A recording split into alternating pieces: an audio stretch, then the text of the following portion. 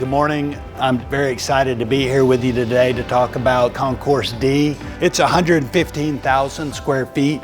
It has 6 gates designed for the largest 737. We anticipate seeing a normal volume coming out of this concourse, about 10,000 passengers every day. One of the keystones that we wanted it to have was to be sustainable. All of the lighting that you see is energy efficient. We're one of the largest venues for recycling in Middle Tennessee and Nashville.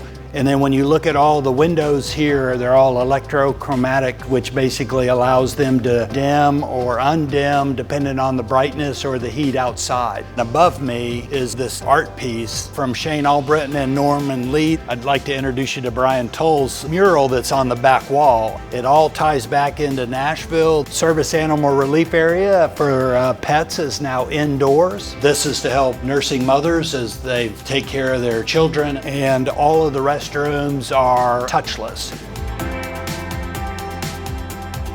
To build this in a 25-month period, it takes about 2,100 construction workers. 78% of those workers are right here in the local environment, so those benefits stay right here in the middle of Tennessee. We had 70 small minority and women-owned businesses participate, and they did $55 million worth of that work. Really excited again about the size of the facility and the beauty of it. It takes a lot of dedicated professionals to turn our vision into reality. Really proud of what they've done, and we're extremely proud to be here.